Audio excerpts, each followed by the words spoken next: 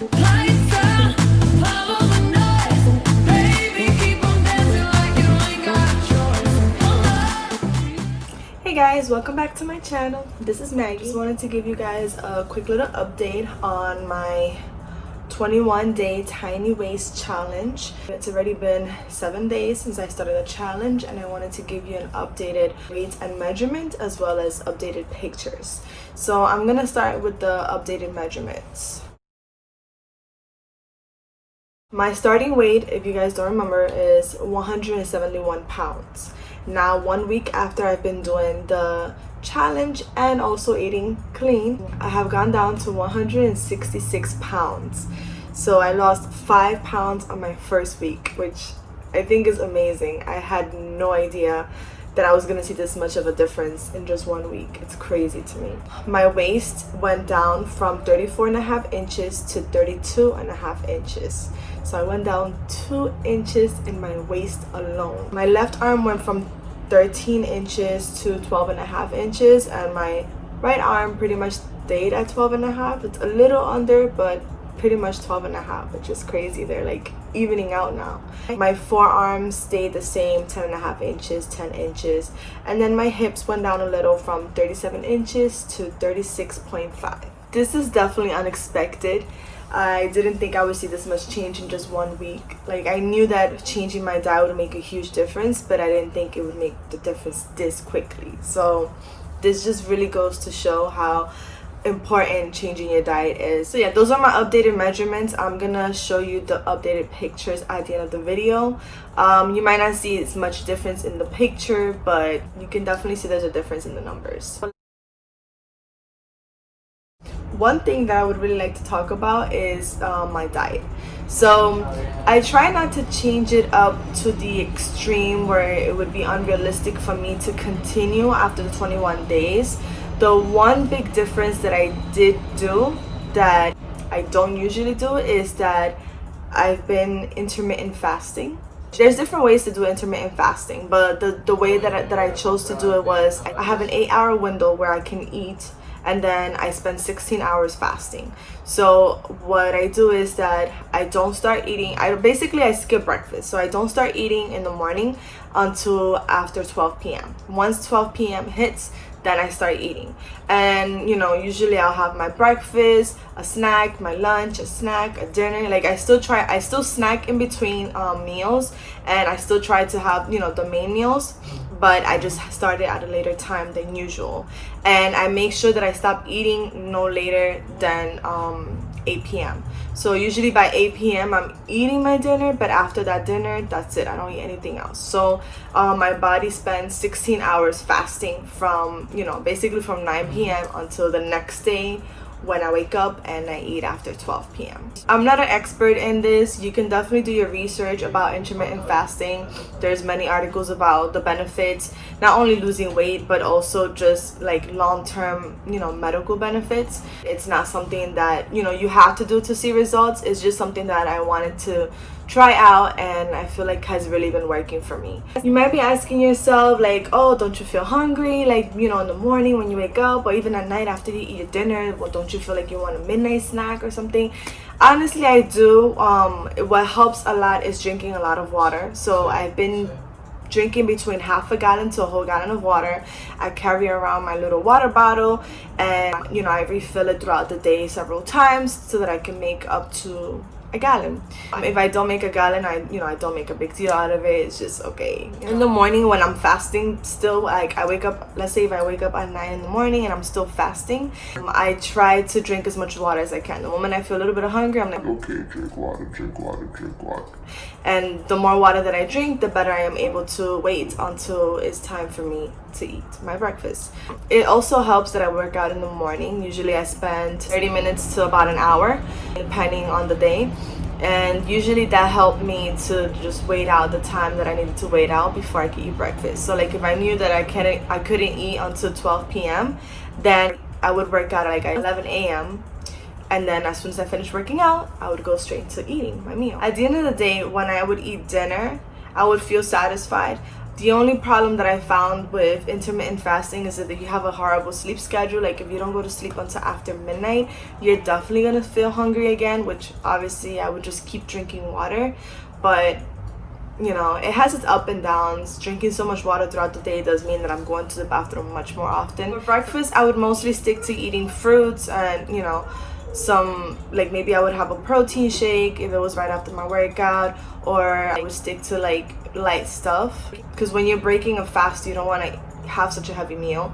So I would break my fast with something light, like a fruit or a smoothie, and then once like maybe 30 minutes would pass, I would have like a full breakfast, which could either include like toast and eggs, or, you know, turkey bacon, like oatmeal, or sometimes yogurt with fruit and granola. Like there's so many different options. It's just whatever makes you feel satisfied. The point of intermittent fasting is that you can kind of get away with eating not only more foods, but you can get away with eating, you know, maybe like higher fat foods or whatever. But you know, I pretty much stuck to what I'm already used to eating. The only thing that I changed up the most, I would say, is probably my dinner time. Usually I would always eat rice and beans, you know, Dominican food, but I swapped out the rice for quinoa, which is like a multi-grain that you can eat that actually has way more nutrients than regular rice. So I swapped out the rice for quinoa. You can also have brown rice. And I stuck to making sure that I always had at least one vegetable serving a day. So, you know, for dinner I always had either broccoli or carrots. You can also have Brussels sprouts. You can have whatever green or whatever vegetable you prefer eating. You know, there's nothing that's right or wrong. I pretty much stuck to the same stuff every day because it makes it easier for me not only to stick to it, but also I can cook a certain amount and, you know, eat it throughout the week without having to worry about cooking every day. My protein would either be like chicken, shrimp, could be salmon, ground turkey. Any lean protein that you can really find, it's perfectly fine. As long as you're eating enough protein throughout the day, I feel like you will see a difference. But yeah, I don't really drink any juices or sodas. It doesn't even have to do with this, you know, with this challenge or this meal plan. It's very rare for me to drink those things, and I don't, you know, necessarily crave it.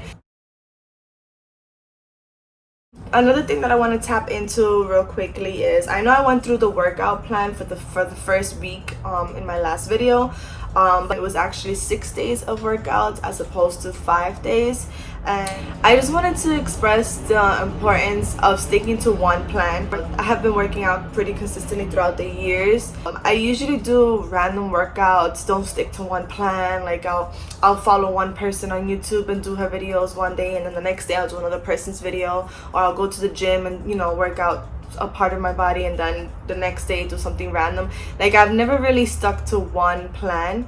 I feel like this is the first time that I really actually have committed to doing one workout plan, and I think that has also made a difference because, you know, when people who know about fitness and working out do plans, they assign specific workouts for specific days just so that you can have a more balanced plan.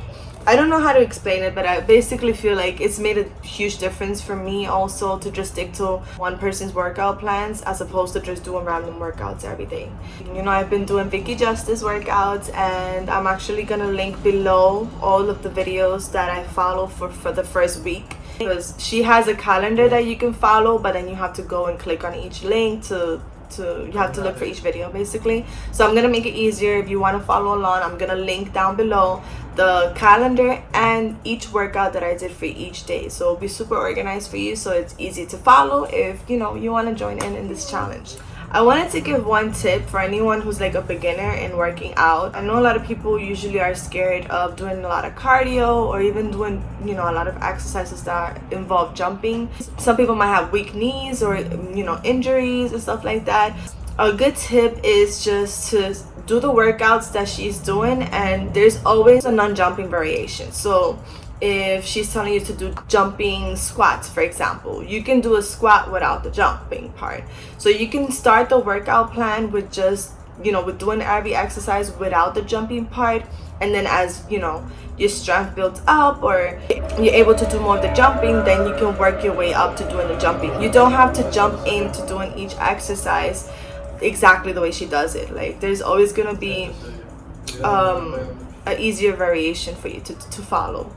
So, you know, I usually do all the jumping. Obviously, doing a lot of jumping or cardio exercises, that's where you're gonna see the biggest fat loss or weight loss, but, you know, the fastest. But everyone doesn't start off in the same pace, so it's okay to start off without the jumping, or to reduce the intensity of some of the workouts. You know, wherever you are at, as long as you get yourself started, you get your body moving, you will definitely see a difference. The more you move your body, the bigger the difference you will see at the end. So far, these workouts have been great. Even though they're still intense for me, I still feel it. Some of the workouts range from 15 minutes up to 20 minutes. Like, they're not that long. Sometimes she would have you do multiple videos in one day, and that's what adds up. And then you always have to make sure that you do your warm-up in the beginning. I like to warm up for at least 5 to 10 minutes before I actually get into the workout. And then after the workout, it's always important to do stretches. I cannot stress how important it is to stretch and stretch.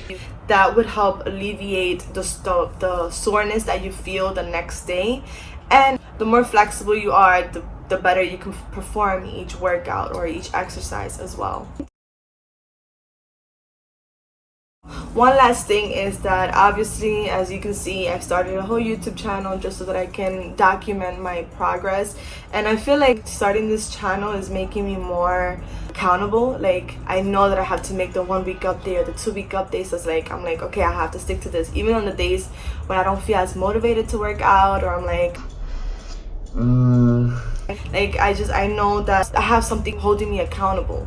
So obviously this doesn't mean that I'm telling everyone, oh, go make a YouTube channel so that you can be accountable for your weight loss journey. But it is very helpful to have somebody to hold you accountable.